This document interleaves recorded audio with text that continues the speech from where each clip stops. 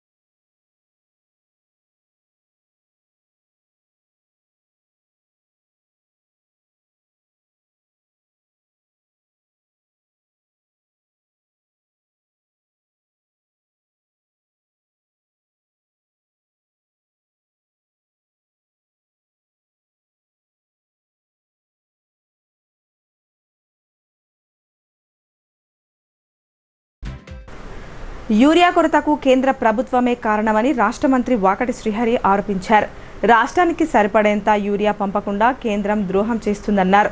తెలంగాణలో కాంగ్రెస్ ప్రభుత్వం ఏర్పడడంతో ప్రధాని మోదీ కక్షపూరిత చర్యలకు పాల్పడుతున్నారని ధ్వజమెత్తారు. నగరంలోని బైపాస్ రోడ్లో గల నిజామాబాద్ రూరల్ ఎమ్మెల్యే క్యాంపు కార్యాలయంలో రాష్ట్ర పశువు సంవర్ధక శాఖ, క్రీడలు, యువజన సర్వీసెస్ శాఖ మంత్రి వాకటి శ్రీహరి మీడియా సమావేశం నిర్వహించారు. సందర్భంగా ఆయన మాట్లాడుతూ తెలంగాణ రాష్ట్రంలో యూరియా కొరతకు కేంద్ర ప్రభుత్వం కారణమని ఆరోపించారు. రాష్ట్రానికి సరిపడేంత యూరియా పంపకుండా కేంద్రం ద్రోహం చేస్తుందని, దీంతో తెలంగాణ రాష్ట్ర రైతుల అవస్థలు పడుతున్నారని ఆయన తెలిపారు. ఇప్పటి వరకు రైతులకు యూరియా సరిపడినంత పంపిణీ చేశామని, ఈ వర్షాకాలంలో పంటలు ఎక్కువగా పండిస్తున్న తరుణంలో యూరియా ఎక్కువ అవసరం ఉన్నందున కొంత ఇబ్బందికి గురవుతున్నారని, రైతులు కొంతమంది స్టాక్ ఉంచుకోవడంతో ఇతర రైతులకు దొరకడం లేదని ఆయన అన్నారు. కేంద్ర ప్రభుత్వాన్ని సీఎం రేవంత్ రెడ్డి కలిసి ప్రతి సంక్షేమ పథకాలపై, నిధులపై, యూరియా సరఫరాపై మాట్లాడడం జరిగిందని ఆయన తెలిపారు. కాంగ్రెస్ ప్రభుత్వం బీసీ రిజర్వేషన్ హామీకి కట్టుబడి ఉందన్నారు. కామారెడ్డి డిక్లరేషన్ ప్రకారం బీసీలకు 42% రిజర్వేషన్ కల్పిస్తామని రాష్ట్ర పశు సంవర్ధక శాఖ మంత్రి వాకటి శ్రీహరి అన్నారు. బీసీలు, బడుగు బలహీన వర్గాల సంక్షేమానికి కాంగ్రెస్ పార్టీ ప్రాధాన్యం ఇస్తుందని, మాట ఇస్తే తప్పని పార్టీ కాంగ్రెస్ పార్టీ అని అన్నారు. బీసీ రిజర్వేషన్ బిల్లుకు ఇంకా గవర్నర్ ఆమోదం తెలుపలేదని, దీనిపై కేంద్ర బీజేపీ ప్రభుత్వంపై ఒత్తిడి చేస్తున్నట్లు మంత్రి శ్రీహరి తెలిపారు.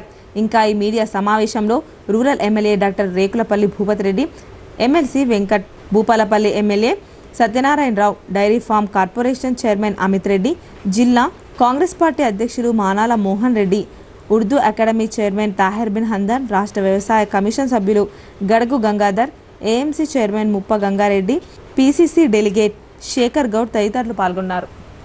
సుదీర్ఘ అనుభవం ఉన్నటువంటి పార్టీ. ఆనాడు తమిళనాడులో కూడా 69%. ఆ రోజు జయలలిత గారు వచ్చి అడిగినప్పుడు కూడా సెంట్రల్లో కాంగ్రెస్ పార్టీ ఆమోదం తెలిపి ఈరోజు తమిళనాడుకు సహకారం చేసింది. ఆ మాదిరిగా మేమంతా చట్టబద్ధంగా ఎంపైరికల్ డాటా ద్వారా మేము ప్రతిదీ కూడా మీకు అందిస్తూ ఉన్నాం. చట్టసభల్లో కూడా బిల్ పాస్ చేసుకున్నాం. మేము యాక్సెప్ట్ చేస్తున్నాం, మాకు అవకాశం ఇవ్వండి రిక్వెస్ట్ చేస్తూ ఉన్నాం. లేదా రాష్ట్రాలకే మీరు అవకాశం ఇవ్వండి, రిజర్వేషన్ ఇచ్చే విధంగా, ఈ విధంగానే మాకన్నా అవకాశం ఇవ్వండి, మీరైనా ఇవ్వండి అని రిక్వెస్ట్ చేస్తూ ఉన్నాం. ఇది బీజేపీ ఉన్నా, లేకపోతే రేపు కాంగ్రెస్ ఉన్నా, ఎవరున్నా, ఇక స్టేట్లో కాంగ్రెస్ ఉంది, సెంట్రల్లో కాంగ్రెస్ ఉన్నా కూడా ఈ ప్రక్రియ ద్వారానే అందించాల్సిన అవసరం ఇది. ఇంతవరకు ఈ రోజు వరకు కూడా ఆ రోజు ఒకటే రోజులో ఏదో కౌంటింగ్ చేస్తామని చెప్పిన డాటాను కూడా బయటపెట్టిన సందర్భం చూసాం. కానీ ఈరోజు మనం పబ్లిక్ డొమైన్లో కూడా పెట్టి ఎంతమంది ఏ కులస్తులు ఎట్లా ఉన్నారనేది, జాబ్ హోల్డర్స్ ఎంత, అన్ఎంప్లాయీస్ ఎంత, ఇతరత్ర అన్ని విషయాలు కూడా పబ్లిక్ డొమైన్లో పెట్టినాం. ఎవరైనా కూడా చేయాల్సింది ఈ ప్రక్రియనే. ఈ ప్రక్రియ ద్వారా మేము ఎంపరికల్ డాటా ద్వారా మీకు అందిస్తూ ఉన్నాం. మా రాష్ట్రానికి 42% రిజర్వేషన్స్ మేము అనౌన్స్ చేసినాం. దానికి కట్టుబడి ఉన్నాం. మీరు ఇవ్వండి కోరుతా ఉన్నాం. ఈరోజు ఇవ్వాల్సింది భారతీయ జనతా పార్టీ అధికారంలో ఉంది కాబట్టి ఇవ్వాల్సింది భారతీయ జనతా పార్టీ.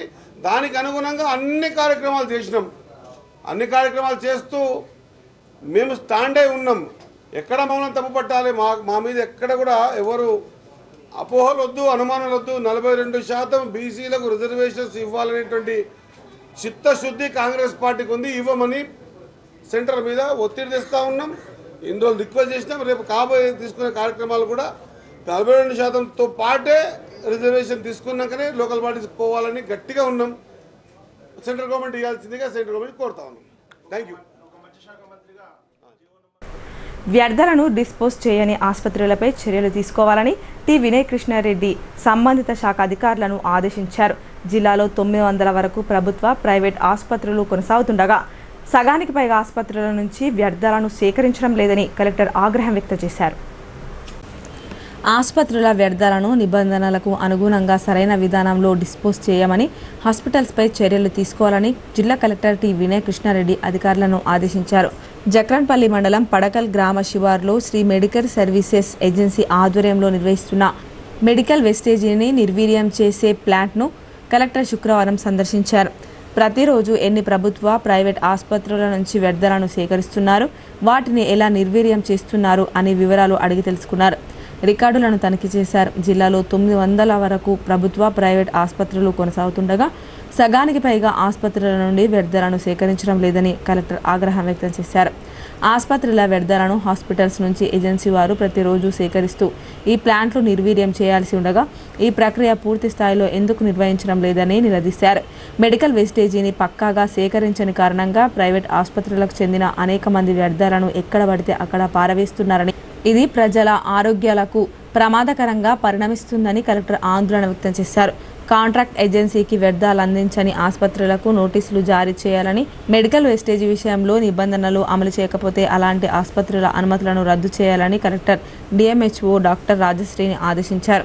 అదేవిధంగా ఒప్పంద సేవలు కలిగి ఉన్న జిల్లాలోని అన్ని ఆసుపత్రుల నుంచి వ్యర్థాలను కాంట్రాక్ట్ ఏజెన్సీ ప్రతిరోజు సేకరించేలా పకడ్బందీ పర్యవేక్షణ చేయాలని, ఒకవేళ వ్యర్థాల సేకరణలో నిర్లక్ష్యంగా వ్యవహరిస్తే ఏజెన్సీని రద్దు చేస్తామని కలెక్టర్ స్పష్టం చేశారు. వ్యర్థాలను నిర్వీర్యం చేసే పనుల్లో పాల్గొంటున్న సిబ్బంది ఆరోగ్య పరిరక్షణ విషయంలో ప్రత్యేక జాగ్రత్తలు తీసుకోవాలని, వారు అనారోగ్యాల బారిన పడకుండా తగిన టీకాలు ఇప్పించాలని ఏజెన్సీ నిర్వాహకులకు సూచించారు. ఏజెన్సీ పనితీరును క్రమం తప్పకుండా పర్యవేక్షణ జరపాలని కాలుష్య నియంత్రణ మండలి ఏఈ మానసాను ఆదేశించారు. జిల్లా ఇన్ఛార్జి మంత్రులు కేవలం ఆర్భాటాలతో పర్యటనలే కాకుండా ఇందూరు అభివృద్ధి చేయాలని బీజేపీ జిల్లా అధ్యక్షుడు దినేష్ పటేల్ కులచారి హితవు పలికారు. వరద బాధితుల పట్ల ప్రభుత్వం నిర్లక్ష్యం చూపడంతో ప్రజల పట్ల ప్రభుత్వానికి ఉన్న శ్రద్ధ ఏంటో ప్రజలకు అర్థమైందని పేర్కొన్నారు. ఇందూరు నగరంలోని బీజేపీ జిల్లా కార్యాలయంలో జరిగిన మీడియా సమావేశంలో జిల్లా అధ్యక్షులు దినేష్ కులచారి మాట్లాడుతూ కామారెడ్డిలో బీసీ సభ పేరుతో మైనార్టీ సభ నిర్వహించడం దురదృష్టకరమన్నారు. వరద బాధితుల పట్ల ప్రభుత్వం నిర్లక్ష్యం చూపడం ప్రజల పట్ల శ్రద్ధ ఏంటో ప్రజలకు అర్థమవుతుందన్నారు. వరద బాధితులకు కామారెడ్డిలో 11,500 రూపాయలు పంపిణీ చేశారు. కానీ దానికన్నా ఎక్కువ నష్టపోయిన సిరికొండ, దర్పల్లి, భీమ్గల్, వాడి, నడిమితాండ, బీరప్ప తాండా, కొండూరు, గడ్కోల్, ఒన్నాజిపేట్, పెద్దవాల్గోట్, చిన్నవాల్గోట్, సాలూరా, నవిపేట్, రెంజల్ గ్రామాల్లో ప్రజలు అన్నీ కోల్పోయారు. అయినా ఆ ప్రాంతాల్లో ప్రజలకు ఎలాంటి నష్టపరిహారం ఇవ్వలేదన్నారు. ఇందూరు జిల్లాలో ఎంత నష్టం జరిగిందో ఇక్కడ పర్యటిస్తున్న మంత్రులకు అవగాహన ఉన్నదా అని దినేష్ ప్రశ్నించారు. వరద బాధితులకు హెల్త్ క్యాంపులు ఏర్పాటు చేయాలని కోరిన జిల్లా యంత్రాంగం స్పందించలేదన్నారు. సమావేశంలో జిల్లా ప్రధాన కార్యదర్శి నాగోల లక్ష్మీనారాయణ, న్యాలం రాజు, మాజీ కార్పొరేటర్లు ప్రమోద్, మాస్టర్ శంకర్, మల్లేష్ గుప్తా తదితరులు పాల్గొన్నారు. మన పెద్దవాళ్ళు కానీ చిన్నవాళ్ళు కూడా 100 ఇళ్ళ వీధి నుంచి పోయింది, మొత్తం సర్వం కోల్పోయేది. వాళ్ళని ఆదుకునేందుకు ఏం చర్యలు తీసుకుంటున్నారు? అలాగే సాలూర మండలంలో చాలా గ్రామాలు, రెంజల్ మండలం చాలా గ్రామాలు, దాంతోపాటు నవిపేట మండలంలో ఈ జిల్లాలో సుమారు భీమ్గల్ ప్రాంతంలో బడా భీమ్గల్ దాని ప్రాంతంలో అసలు ఏం నష్టం జరిగింది, ఎవరైనా పర్యవేక్షించిర్రా, లేకపోతే ఎవరైనా ఉన్నాడా లేదా? ఒకటి మాత్రం కనపడుతుంది, కాంగ్రెస్ పార్టీ గ్రూపులు. ఒక ఎమ్మెల్యే ఒక రోజు పోతాడు, ఆ పక్కపొంటి ఆయన పోటీదారులు ఉన్న వాళ్ళందరూ కూడా ఒక్కొక్క రోజు పోయి ఫోటోలు దిగేస్తారు, ఫోటో సెషన్ చేసుకుంటున్నారు. నేను సీతక్కని అడుగుతున్నా, మీరు ఆదివాసి బిడ్డగా పుట్టారు, ఆదివాసి దాంట్లో ఉంటారు, నక్సల్ ఉద్యమంలో పాల్గొన్నారు, ఎవడన్నా ఆపద వస్తే నేను ఫోటోలు చూశాను గతంలో సీతక్కై నడుపుకొట్టి నీళ్ళకి పాప మా అక్క నడుచుకుంటూ పోయిన ఫోటోలు చూశాను. అంటే మాది యాక్చువల్లీ ఇందూరు జిల్లా అనేది తెలంగాణలో ఉందా లేదా అని నేను అడుగుతున్నాయి. పర్వాలేదు, ఈ తెలంగాణ ఆ జిల్లా ఉందా లేదా? ఉంటే మరి సీతక్క ఇన్ఛార్జ్ మినిస్టర్కి ఎందుకు వస్తలేదు? ఈయన ఒక మంత్రి 5 నియోజకవర్గాల పర్యటన పెట్టుకున్నాడు. 12:30కు రూరల్, 1:30కు ఆర్మూర్, 2:30కు బాల్కొండ, 3:30కు బోధను, 5:30కు ఈడ పెట్టుకున్నావు. నేను ఆ మంత్రిని అడుగుతున్నా, అయ్యా నువ్వు ఈ జిల్లాకి వచ్చినావు, ఈ జిల్లా ప్రజలు వరదలో కొట్టుకుపోతున్నారు, కనీసం అదేదైనా అవగాహన ఉందా నీకు? ప్రజా వ్యతిరేక విధానాలను ఎండగడుతూ నిజాలు నిర్భయంగా రాస్తున్న మీడియా పట్ల సంఘ విద్రోహ శక్తులకు మింగుడు పడడం లేదు. పేద ప్రజల ఆరోగ్యాలతో చెలగాటమాడుతున్న గుట్కా బెల్ట్ షాపుల వ్యవహారంపై ఆ రిపోర్టర్ వార్తలు రాయడమే నేరమైంది. చిన్నపాటి షాపుతో జీవనం సాగిస్తున్న రిపోర్టర్ షాపుకు ఏకంగా నిప్పంటించారు. భీమ్గల్ పట్టణంలో భారతీ ఛానల్ రిపోర్టర్గా విధులు నిర్వహిస్తున్న సదాశివ్ విధి నిర్వహణలో ఎన్నో అక్రమాలు, మట్కా బెల్ట్ షాపుల అక్రమాలను వెలుగులోకి తీసుకువస్తూ వార్తలను ప్రజలకు చేరవేస్తున్నాడు. అయితే ఈ వార్తలు అక్రమార్కులకు మింగుడు పడడం లేదు. దీంతో రిపోర్టర్ సదాశివ్ చిన్నపాటి కిరాణా దుకాణం సైతం నిర్వహించుకుంటూ జీవనం సాగిస్తున్న షాపుకు గురువారం రాత్రి గుర్తు తెలియని దుండగులు నిప్పంటించారు. చుట్టుపక్కల వారు షాపుకు నిప్పంటుకున్న విషయాన్ని సదాశివ్కు చేరవేయడంతో వెంటనే చేరుకొని మంటలను ఆర్పివేశారు. అయితే అప్పటికే షాపులో ఉన్న సుమారు 1,50,000 విలువ గల కిరాణా వస్తువులు దగ్ధమైనట్లు బాధితుడు సదాశివ్ చెప్పారు. ఈ విషయమై మండల ప్రెస్ క్లబ్ ఆధ్వర్యంలో పోలీసులకు ఫిర్యాదు చేశారు. భావ ప్రకటన స్వేచ్ఛను హరించేలా వ్యవహరించడం సరికాదని జర్నలిస్టు యూనియన్ నాయకులు మండిపడ్డారు. నా పేరు సదాశివ్. నేను బాబాపూర్ గ్రామంలో శివాని ఏజెన్సీ పేరుతో షాప్ నడుపుకుంటున్నాను. అలాగే నేను భారతీ ఛానల్లో నియోజకవర్గ రిపోర్టర్గా పనిచేస్తున్నాను. నేను గతంలో అనగా ఒక 6 నెలల క్రితము మట్కా భీమ్గల్లో జోరుగా సాగుతుందనే ఉద్దేశంతో వార్త పెట్టడం జరిగింది. ఆ వార్త లైవ్ కావడంతో సిపి గారు, గౌరవ సిపి గారు కూడా దాని మీద యాక్షన్ తీసుకొని మట్కా ఆడిపిస్తున్న ఏజెంట్లను తీసుకొచ్చి లోపలేసి శిక్షలు విధించడం జరిగింది. దాన్ని కక్ష సాధింపుగా పెట్టుకున్నటువంటి వ్యక్తి బాబాపూర్కు చెందిన నరేష్ అనే వ్యక్తి, గంగిటి నరేష్ అనే వ్యక్తి నన్ను ప్రతి విషయంలో కక్ష సాధింపుగా చేస్తున్నాడు, సంఘంలో లొల్లి పెడుతున్నాడు. అలాగే ప్రతి దగ్గర ప్రతి దాంట్లో నా దాంట్లో ఇన్వాల్వ్ అయ్యి అవసరం లేకున్నా కూడా నా పోలీస్ స్టేషన్లో పిటిషన్లు ఇవ్వడము, అతనికి డబ్బులు ఇచ్చేది లేకున్నా కూడా ఇచ్చేది ఉందని చెప్పేసి పిటిషన్లు ఇవ్వడం చేస్తున్నాడు. అలాగే జరుగుతూ నిన్నటి రోజున ఆయన మీద బెల్ట్ షాప్ నడుపుతాడు బాబాపూర్లో. బెల్ట్ షాప్ నడిపినందుకు ఎక్సైజ్ వారు వచ్చేసి దాడి చేసి పట్టుకోవడం జరిగింది. అది కూడా నేనే చేసిన అనే ఉద్దేశంతో నా మీద కక్ష కట్టి నా షాపుకు నిన్న 3 షటర్లలో బాబాపూర్లో గలదు దానికి నిప్పు అంటించిందని చెప్పేసి ఆయన మీద నాకు పూర్తిగా అనుమానం. ముత్యంపేట్ షుగర్ ఫ్యాక్టరీపై అఖిలపక్ష సమావేశం ఒక డ్రామా అని బీజేపీ జగిత్యాల జిల్లా అధ్యక్షుడు డాక్టర్ రాజకొండ యాదగిరి బాబు అన్నారు. రాష్ట్ర ప్రభుత్వానికి చిత్తశుద్ధి వెంటనే షుగర్ ఫ్యాక్టరీని తెరిపించాలని ఆయన డిమాండ్ చేశారు. జగిత్యాల జిల్లా మెట్పల్లి పట్టణంలోని భారతీయ జనతా పార్టీ కార్యాలయంలో జరిగిన మీడియా సమావేశంలో బీజేపీ జగిత్యాల జిల్లా అధ్యక్షుడు డాక్టర్ రాజకొండ యాదగిరి బాబు మాట్లాడుతూ ముత్యంపేట షుగర్ ఫ్యాక్టరీపై రౌండ్ టేబుల్ సమావేశం ఒక డ్రామా అని, గతంలో బీఆర్ఎస్ ప్రభుత్వం ఉన్నప్పుడు బీఆర్ఎస్ నేతలు ఎందుకు తెరిపించలేకపోయారని అన్నారు. ప్రస్తుతం ఉన్న కాంగ్రెస్ ప్రభుత్వం ఫ్యాక్టరీని తెరిపించడంలో ఎందుకు డ్రామాలు ఆడుతుందని ప్రభుత్వం వేసిన మంత్రి శ్రీధర్ బాబు కమిటీ ఉత్తదేనా అని ఆయన ప్రశ్నించారు. కమిటీ కాలయాపనకేనని ఎద్దేవా చేశారు. కమ్యూనిస్టు పార్టీలు ఎప్పుడైనా షుగర్ ఫ్యాక్టరీ గురించి ప్రభుత్వాన్ని నిలదీశారా? కార్మికుల గురించి ఏనాడైనా ఉద్యమాలు చేశారా అని ఆయన ప్రశ్నించారు. కాంగ్రెస్, బీఆర్ఎస్, కమ్యూనిస్టులు రైతులను మోసం చేయడం తప్ప ఫ్యాక్టరీని తెరిపించే విషయంలో చిత్తశుద్ధి లేదని ఆయన తెలిపారు. కమ్యూనిస్ట్ పార్టీ నుంచి ఎన్నడూ షుగర్ ఫ్యాక్టరీ గురించి మాట్లాడలేదు. ప్రభుత్వాన్ని ఎప్పుడైనా నిలదీశాయా? షుగర్ ఫ్యాక్టరీ నుంచి కమ్యూనిస్ట్ పార్టీలు తీయలేదు. కాంగ్రెస్ బీఆర్ఎస్ ఎప్పుడు రైతులను మోసం చేశారు, రైతుల కోసం చేసింది ఏం లేదు. తర్వాత ఈ స్థానిక సంస్థల ఎలక్షన్ కోసమే ఈ అఖిల పక్షం డ్రామా ఆడిందని చెప్పి మేము భారతీయ జనతా పార్టీ తరఫున డిమాండ్ చేస్తాం. ఎందుకోసం అంటే ఇది తక్షణమే మీకు సాధారణకపోతే మీరు కేంద్ర ప్రభుత్వానికి లేఖ రాయండి. లేఖ రాసిన తర్వాత మా గౌరవ పార్లమెంట్ సభ్యుడు అరవింద్ ధర్మపురి గారు కేంద్రంతో మాట్లాడి చెరుకు ఫ్యాక్టరీని తెరిపించే బాధ్యత మా పార్లమెంట్ సభ్యుడు అరవింద్ ధర్మపురి గారు తీసుకుంటారని చెప్పి నేను తెలియజేస్తున్నాను. మీరు ఈ కాలయాపన బంద్ చేసి ఈ యొక్క అఖిల పక్షము ఆ పక్షము ఈ పక్షం అని చెప్పి ఈ డ్రామాలు బంద్ చేసి ఈ టైంపాస్లు బంద్ చేసి ఇది కేవలం స్థానిక సంస్థల ఎలక్షన్ కోసం ఆడిన డ్రామా అని చెప్పి మేము మరొకసారి మీకు తెలియజేస్తూ సెలవు తీసుకుంటాం. వెట్టి చాకిరీ దౌర్జన్యాలకు వ్యతిరేకంగా తెలంగాణ రైతాంగ సాయుధ పోరాటం కొనసాగిందని సిపిఎం జిల్లా కార్యదర్శి రమేష్ బాబు, సిఐటియు జిల్లా కార్యదర్శి నూర్జహాన్ తెలిపారు. రజాకార దౌర్జన్యాలు సహించలేక బడుగు బలహీన వర్గాల ప్రజలు దొరలను తరిమికొట్టడం జరిగిందని పేర్కొన్నారు. జిల్లా కేంద్రంలోని సిఐటియు కార్యాలయంలో జరిగిన సదస్సులో సిపిఎం జిల్లా కార్యదర్శి రమేష్ బాబు, సిఐటియు జిల్లా కార్యదర్శి నూర్జహాన్ మాట్లాడుతూ దేశానికి స్వాతంత్రం వచ్చే నాటికే భారతదేశంలో 565కు పైగా సంస్థానాలుండేవని, అందులో నిజాం రాజు మీరా, ఉస్మాన్ అలీ ఖాన్ హైదరాబాద్ సంస్థానం కొనసాగుతుందని అన్నారు. ఆయనకు ఈ ప్రాంతంలో ఉన్నటువంటి దొరలు, భూస్వాములు, జాకిర్దారులు వంతపాడుతూ ప్రజలపైన దౌర్జన్యాలు, దాడులు చేస్తూ చిత్రహింసలకు పెట్టడమే కాకుండా వారి చేత తమ భూముల్లో వెట్టి చాకిరీ చేయించుకుంటూ విపరీతమైన పన్నులను వసూలు చేసేవారని అన్నారు. నిజాం రాజుకు కప్పం కట్టని వారిని తమకు ఎదిరించిన వారిపైన రజాకారులతో, సైన్యంతో దౌర్జన్యాలు చేసేవారని తెలిపారు. వీటిని సహించలేక బడుగు బలహీన వర్గాలు, పేదలు మతాలకు అతీతంగా భూస్వాములు, దొరలు, జాకిర్దారులకు వ్యతిరేకంగా ఆంధ్ర మహాసభ పేరుతో సంఘాలను ఏర్పాటు చేసుకుని దొరలను తరిమి కొట్టడం జరిగిందన్నారు. ఫలితంగా 4000 మంది ప్రాణాలు కోల్పోయిన 10 లక్షల ఎకరాల భూములను తలకు పంచారని, కమ్యూనిస్టుల నాయకత్వంలో జరిగిన ఈ తెలంగాణ రైతాంగ సాయుధ పోరాటం ప్రజలకు ఒక బలాన్ని ఇచ్చిందని అన్నారు.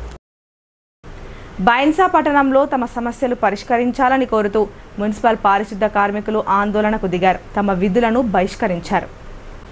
బైన్సా పట్టణంలో తమ సమస్యలు పరిష్కరించాలని కోరుతూ మున్సిపల్ పారిశుద్ధ కార్మికులు ఆందోళనకు దిగారు. విధులను బహిష్కరించి మున్సిపల్ ఆఫీస్ ముందు బైఠాయించారు. తమకు నెల నెల జీతాలతో పాటు పని ఒత్తిడి తగ్గించాలని డిమాండ్ చేశారు. చాలీచాలని వేతనాలతో ఆర్థికంగా ఇబ్బందులు పడుతున్నామని, వెంటనే జీతాలు పెంచాలన్నారు. ఆందోళనలో 105 మంది కార్మికులు పాల్గొన్నారు. దీంతో రోడ్లపై చెత్త ఎక్కడికక్కడే పేరుకుపోయింది. సమాచారం తెలుసుకున్న మున్సిపల్ కమిషనర్ అక్కడికి చేరుకొని నివేదికను ఉన్నతాధికారులకు సమర్పించి సమస్యను పరిష్కరించేలా కృషి చేస్తానని కార్మికులకు హామీ ఇచ్చారు. మున్సిపాలిటీలో ఏదైతే గ్రీవెన్స్, ఏవైతే సమస్యలు శానిటేషన్ వర్కర్స్ తీసుకొచ్చారో, వాళ్ళు ఏదైతే బయట కూర్చుని ప్రాబ్లం చెప్తున్నారో వాటన్నిటిని సమస్యను పరిష్కరించడానికి సబ్ కలెక్టర్ గారు ఒక కమిటీని వేశారు. అది కలెక్టర్ గారి ఆధ్వర్యంలో ప్లస్ ఏసీఐ గారి ఆధ్వర్యంలో ఈ కమిటీని వేయమని చెప్పారు. ఆ కమిటీలో ఉన్న మెంబర్స్ ఎవరంటే సబ్ కలెక్టర్ గారు బైన్సా చైర్మన్గా ఉంటారు. నెక్స్ట్ డిస్ట్రిక్ట్ ఎంప్లాయ్మెంట్ ఆఫీసర్ నిర్మా, వారు one of the member. Third వచ్చేసి district horticulture and sericulture officer నిర్మా, వారు కూడా ఒక member. Next 1 member nominated by provident fund. Provident fund నుంచి కూడా ఒక వ్యక్తిని మెంబర్గా అపాయింట్ చేయడం జరిగింది. సో దీనిపైన ఎంక్వైరీ జరుగుతుంది. ఆ తర్వాత ఎవరైతే బాధ్యులు ఉన్నారో వాళ్ళందరిపైన చర్యలు తీసుకోవడానికి ఈ కమిటీ నిర్ణయం తీసుకుంటుంది. బీసీలకు 42% రిజర్వేషన్ల విషయమై కేంద్ర ప్రభుత్వంపై మరింత ఒత్తిడి పెంచేందుకే కామారెడ్డి బీసీ డిక్లరేషన్ సభ నిర్వహిస్తున్నామని రాష్ట్ర మంత్రి సీతక్క స్పష్టం చేశారు. సుమారు 2 లక్షల మందితో ఈ సభ నిర్వహించనున్నామని చెప్పారు. కామారెడ్డి జిల్లా కేంద్రంలో ఈ నెల 15న కాంగ్రెస్ పార్టీ నిర్వహించనున్న బీసీ డిక్లరేషన్ బహిరంగ సభ గ్రౌండ్ను ఏర్పాట్లను శుక్రవారం నాడు రాష్ట్ర మంత్రి సీతక్క, రాష్ట్ర ప్రభుత్వ సలహాదారుడు షబీర్ అలీ, జిల్లా ఎస్పీ రాజేష్ చంద్రతో కలిసి పరిశీలించారు. బందోబస్తు విషయమై ఎస్పీని అడిగి తెలుసుకున్నారు. అనంతరం రాష్ట్ర మంత్రి సీతక్క మాట్లాడుతూ గత ఎన్నికల్లో కామారెడ్డి వేదికగా ఇచ్చిన బీసీలకు 42% రిజర్వేషన్ల హామీని నెరవేర్చామన్నారు. ఇదే వేదికపై ప్రజలకు చెప్పడంతో పాటు కేంద్రంపై మరింత ఒత్తిడి తెచ్చేందుకు సభ నిర్వహిస్తున్నామని స్పష్టం చేశారు. సుమారు 2 లక్షల మందితో కామారెడ్డి సభకు ప్లాన్ చేస్తున్నామన్నారు. ఈ సభకు జాతీయ కాంగ్రెస్ నేతలు, కర్ణాటక ముఖ్యమంత్రి సిద్దిరామయ్య, రాష్ట్రంలోని మంత్రులు, కార్పొరేషన్ చైర్మన్ను పాల్గొంటారని సీతక్క వివరించారు. కవిత బీసీ డిక్లరేషన్ విజయోత్సవ సభపై వ్యంగ్యంగా మాట్లాడడం సరికాదని హితో పలికారు. గత 10 ఏళ్ల కాలంలో ఎన్ని ఉద్యోగాలు ఇచ్చారని బీఆర్ఎస్ పార్టీపై ధ్వజమెత్తారు. కాంగ్రెస్ ప్రభుత్వం అధికారంలోకి వచ్చాక 70,000 ఉద్యోగాలు ఇచ్చామని ఆమె వివరించారు. ఆ పార్టీలోకి 2014లో కానీ 2018లో కానీ అటు కాంగ్రెస్ కానీ ఇటు తెలుగుదేశం కానీ ఇటు సిపిఐ నుంచి కానీ చేర్చుకున్నప్పుడు వాళ్ళు బహుజన సభ అన్ని పార్టీల నుంచి ఎవరు సర్పంచులు ఉన్నది, ఎంపీపీలు ఉన్నది, జెడ్పీటీసీలు ఉన్నది, ఎమ్మెల్యేలు వాళ్ళు ఆ రోజు అదే చెప్పారు. ఈరోజు మా పార్టీలో కూడా అభివృద్ధి కోసం రావడం జరిగింది, కలవడం జరిగింది. కాబట్టి ఇవాళ వాళ్ళ పార్టీలోకి వస్తేనేమో గొప్ప డిఎన్ఏ అనట. వాళ్ళ డిఎన్ఏ గురించి మాట్లాడేంత నీచమైన పరిస్థితికి కేటీఆర్ వచ్చే ముందు ఫస్ట్ నీ పార్టీలో జాయిన్ అయినటువంటి దాదాపుగా 40 మంది ఎమ్మెల్యేలు, 100 మంది ఎంపీటీసీలు, జెడ్పీటీసీల గురించి కూడా నువ్వు మాట్లాడాలని కోరుతావు. ఇప్పుడు కొన్ని వాణిజ్య ప్రకటనలు చూద్దాం.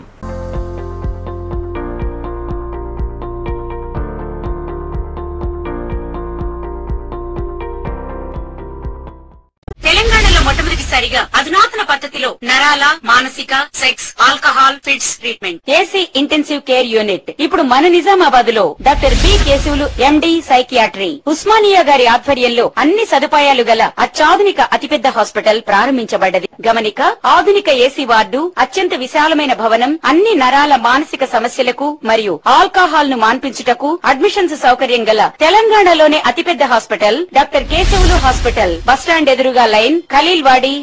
తక్కువ ఖర్చుతో హైదరాబాద్ స్థాయి అత్యాధునిక వైద్య సదుపాయం కావాలనుకుంటున్నారా? అయితే సంప్రదించండి బండారి గ్రూప్, విజయలక్ష్మి హాస్పిటల్, ఖలీల్వాడి, నిజామాబాద్. గర్భం దాల్చకపోవడం, గర్భం నిలవకపోవడం, గర్భాశయం ద్వారం మూసుకుపోవడం, గర్భాశయం నందు గోడలు, అండాశయంలో నీటి బుడగలు మొదలగు వ్యాధులకు డాక్టర్ బండారి సుజాత ఎండి డీజీఓ గారు లాప్రోస్కోపీ ద్వారా ప్రత్యేక చికిత్స చేయబడును. గర్భిణీ స్త్రీలలో ఫిట్స్, అధిక రక్తపోటు, ఆస్తమా, మధుమేహం, ఉమ్మనీరు తక్కువ, ట్యూబ్లో ప్రెగ్నెన్సీ వంటి అధిక ప్రమాదకరమైన కేసులకు చికిత్స చేయబడును. Normal delivery, caesarean section, hysterectomy, tubectomy, laparoscopy, hysteroscopy సౌకర్యం కలదు. పిల్లలు పుట్టకుండా ఆపరేషన్ చేసుకున్న వారికి తిరిగి సంతానం కొరకు సంప్రదించగలరు. అందరికీ అందుబాటులో అన్ని రకాల వైద్య సేవలు కలవు. పరిశుభ్రమైన విశాలమైన గదులు, లిఫ్ట్, అధునాతన ఆపరేషన్ థియేటర్, ల్యాబ్, ఫార్మసీ సౌకర్యం కలదు. ప్రతి శుక్రవారం ఉచితంగా చూడబడును. రాష్ట్ర ప్రభుత్వ ఉద్యోగులకు రీయింబర్స్మెంట్ సౌకర్యం కలదు. సంప్రదించండి doctor Bandari Sujatha, Bandari group, Vijayalakshmi hospital, Rajiv Gandhi auditorium దగ్గర, రెడ్ క్రాస్ బ్లడ్ బ్యాంక్ ఎదురు సందులో, ఖలీల్వాడి, నిజామాబాద్. Welcome back. మెట్పల్లి పట్టణానికి ఉన్న చరిత్రను గుర్తించిన గత ప్రభుత్వం మెట్పల్లిని రెవెన్యూ డివిజన్గా పరిగణించడమే కాకుండా సబ్ కలెక్టర్ హోదాను కల్పించిందని మెట్పల్లి రెవెన్యూ డివిజన్ సాధన కమిటీ తెలిపింది. కానీ సబ్ కలెక్టర్ కార్యాలయం బోర్డును తొలగించడం పట్ల కమిటీ సభ్యులు ఆగ్రహం వ్యక్తం చేస్తున్నారు. జగిత్యాల జిల్లాలోని మెట్పల్లికి పూర్వ వైభవం తీసుకురావాలని మెట్పల్లి రెవెన్యూ డివిజన్ సాధన కమిటీ ఆధ్వర్యంలో ఆర్డీఓ కార్యాలయంలో వినతి పత్రాన్ని అందజేశారు. సందర్భంగా కమిటీ సభ్యులు మాట్లాడుతూ మెట్పల్లి చరిత్ర గురించి సంబంధిత అధికారికి విన్నవించారు. మెట్పల్లికి పూర్వ వైభవం రావాలంటే తిరిగి సబ్ కలెక్టర్ హోదాను కల్పించాలని కోరారు. మెట్పల్లి చరిత్రను తమ పోరాటాన్ని చూసిన గత ప్రభుత్వం 2017లో రెవెన్యూ డివిజన్గా, 2019లో సబ్ కలెక్టర్ కార్యాలయంగా ప్రకటించిందన్నారు.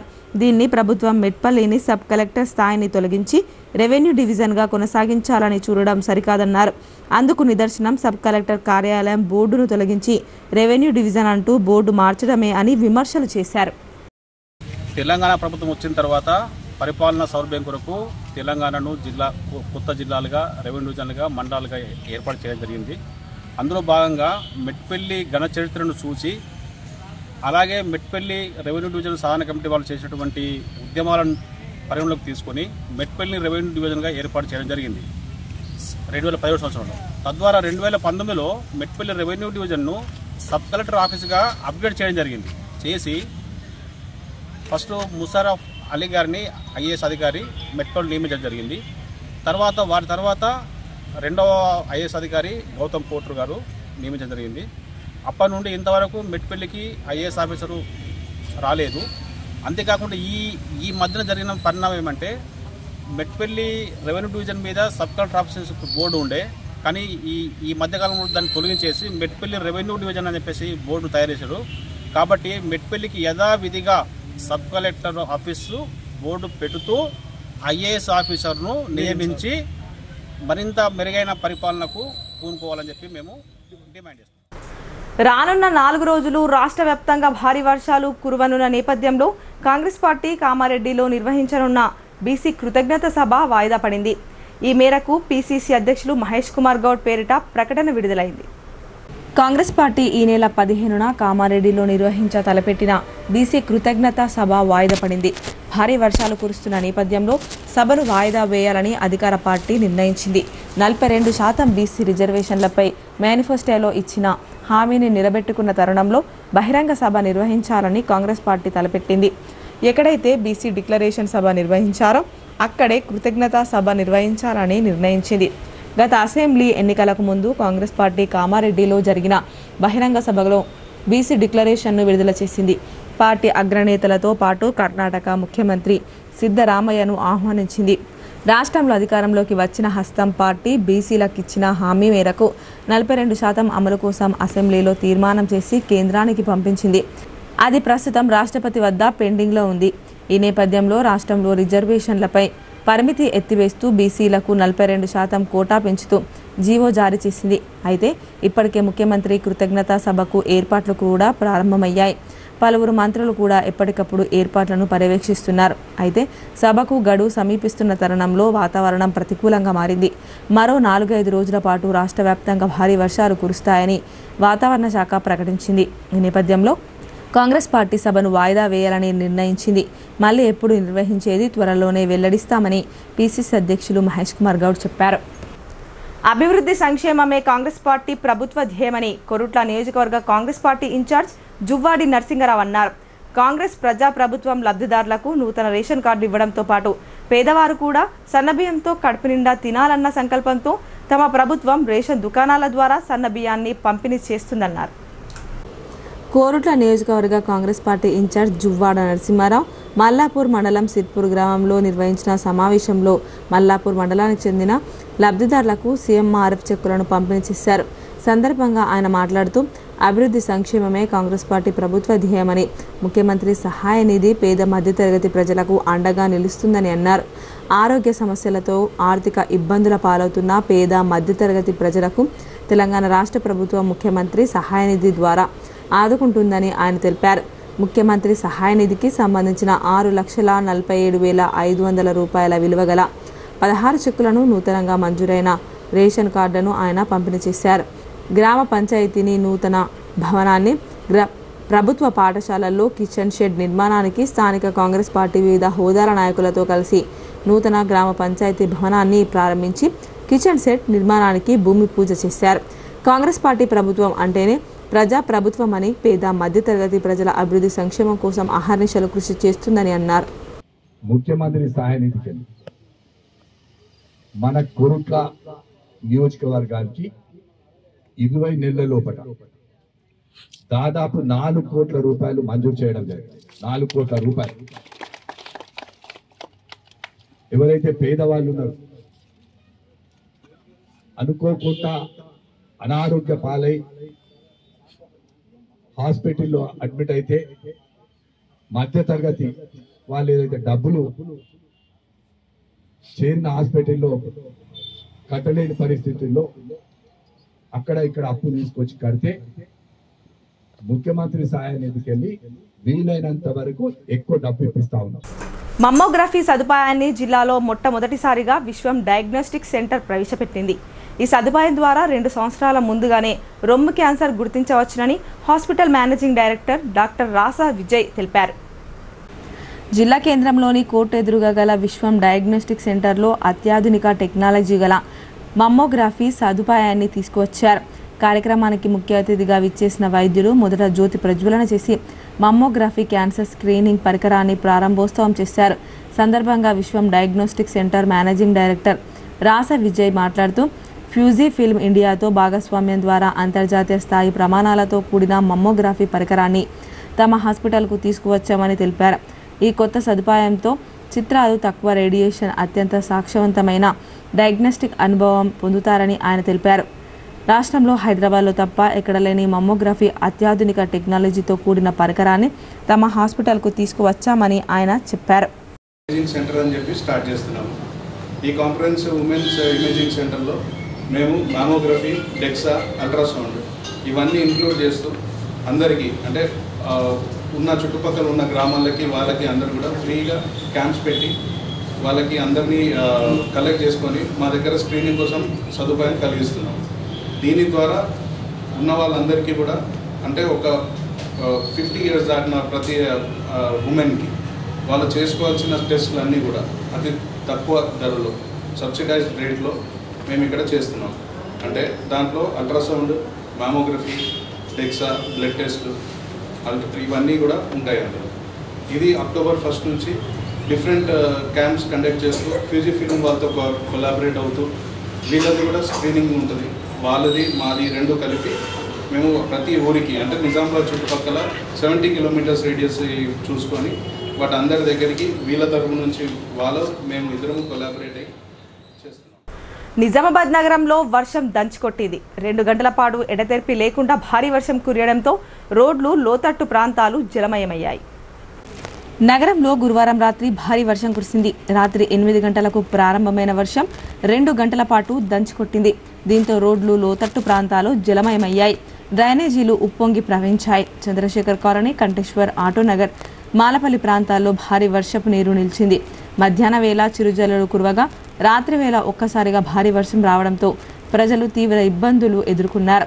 జిల్లాలో మరో 2-3 రోజుల పాటు భారీ నుంచి అతి భారీ వర్షాలు కురిసే అవకాశం ఉందని వాతావరణ శాఖ హెచ్చరికలు జారీ చేసింది. పురాతన ఇండ్లలో ఉండే ప్రజలు, లోతట్టు ప్రాంతాల్లో ఉండే ప్రజలు అప్రమత్తంగా ఉండాలని జిల్లా యంత్రాంగం సూచించింది. వర్షాలకు ఎలాంటి ఇబ్బందులు కలిగినా నగరపాలక సంస్థకు తమకు సమాచారం అందించాలని జిల్లా కలెక్టర్ వినయ్ కృష్ణారెడ్డి సూచించారు. విద్యార్థి దశ నుండే ప్రజా ఉద్యమాల్లో పనిచేస్తూ క్రమక్రమంగా సిపిఎం అఖిల భారత ప్రధాన కార్యదర్శిగా 2 సార్లు, రాజ్యసభ సభ్యుడిగా సీతారాం ఏచూరి పనిచేశారని సిపిఎం జిల్లా కార్యదర్శి రమేష్ బాబు కొనియాడారు.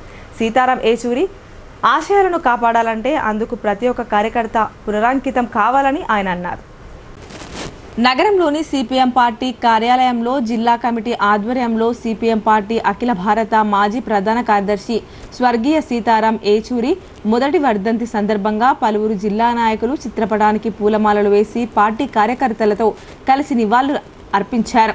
అనంతరం సిపిఎం జిల్లా కార్యదర్శి రమేష్ బాబు మాట్లాడుతూ సీతారాం ఏచూరి దేశంలో దోపిడీ లేని వ్యవస్థ, కార్మిక వర్గ రాజ్యం ఏర్పాటు చేయడం కొరకు నిరంతరం కృషి చేశారని అన్నారు.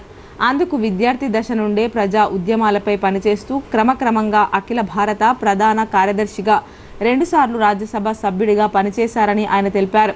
అనేక ప్రజా ఉద్యమాలను నిర్మించడంతో పాటు భారతదేశంలో లౌకికవాదాన్ని కాపాడడం కొరకు, ప్రజాస్వామ్యాన్ని రక్షించడం కొరకు, మతోన్మాద భావజాలానికి వ్యతిరేకంగా చివరి వరకు నిబద్ధతగా నిలబడడంతో పాటు బీజేపీ ప్రజా వ్యతిరేక విధానాలను ప్రజల్లో ఎండగట్టడంలో ముందున్నారని ఆయన పేర్కొన్నారు. ప్రజా సమస్యల పరిష్కారం కోసం పార్లమెంట్ లోపల మరియు బయట అనేక ప్రజా ఉద్యమాలను నిర్వహించారని ఆయన తెలిపారు.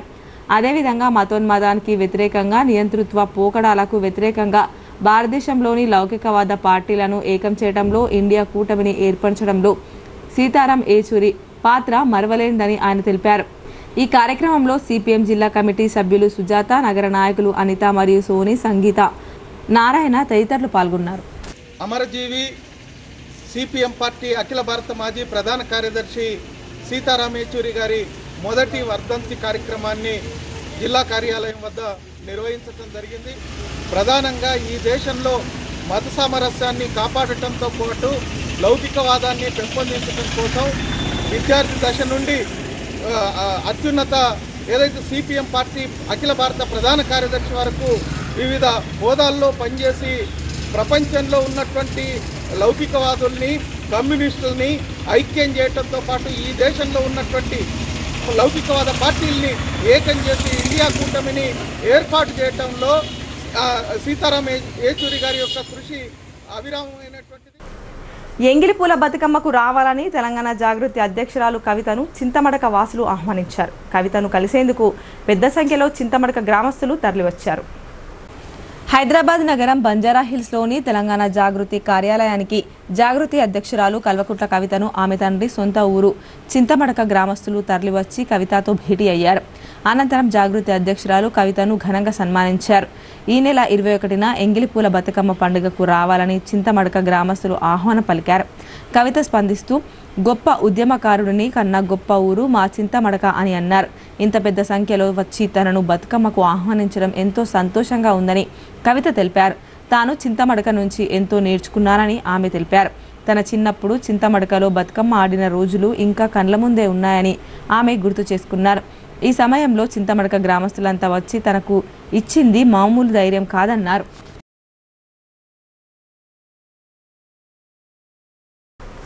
ఇప్పుడు కొన్ని సంక్షిప్త వార్తలు చూద్దాం.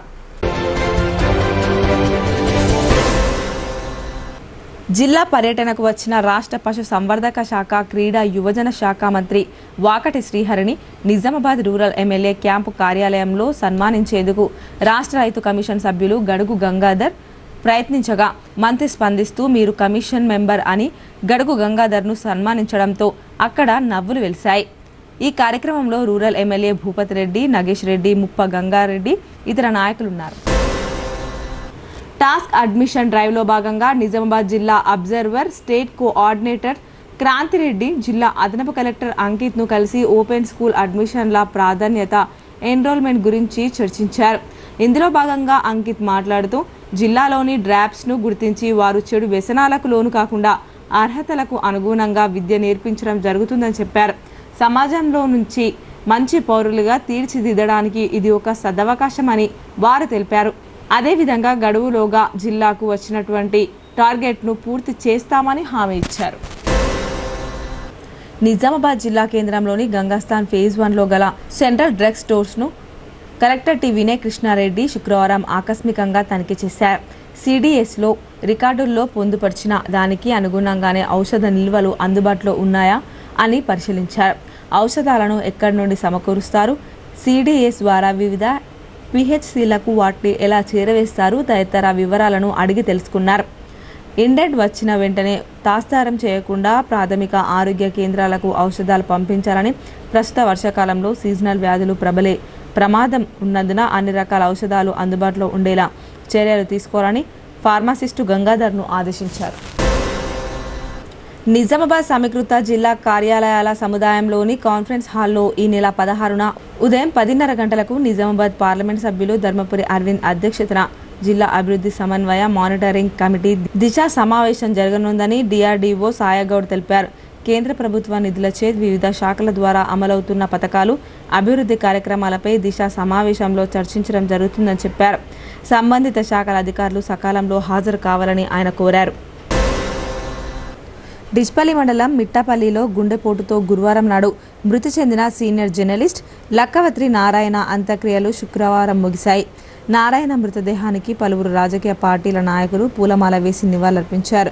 Rural MLA doctor Rekulapalli Bhupathi Reddy, మాజీ మంత్రి మాండావ వెంకటేశ్వరరావు, మాజీ ఎమ్మెల్యే ఎండ్ర లక్ష్మీనారాయణ, బీజేపీ జిల్లా అధ్యక్షుడు దినేష్ పటేల్ కులచారి, V6 CEO అంకం రవి తదితరులు నారాయణ అంత్యక్రియల్లో పాల్గొన్నారు. నారాయణను కడసారి చూసేందుకు రాజకీయ పార్టీల నాయకులు, మాజీ ప్రజా ప్రతినిధులు, పలు సంఘాల నాయకులు, జర్నలిస్టులు మిట్టపల్లికి వచ్చారు. వార్తలు ముగించే ముందు హెడ్లైన్స్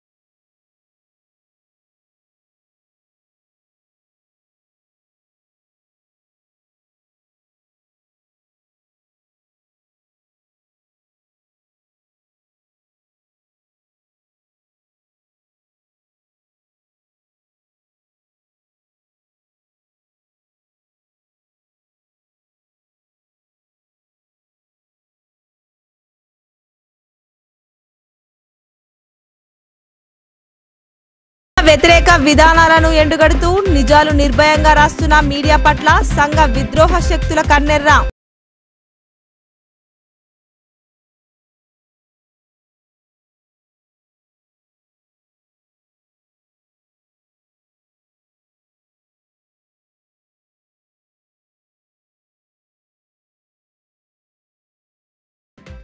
ఈ వార్తలు ఇంతటితో సమాప్తం. తిరిగి ప్రసారమయ్యే వార్తల్లో మళ్ళీ కలుద్దాం. అంతవరకు చూస్తూనే ఉండండి మీ భారతి న్యూస్.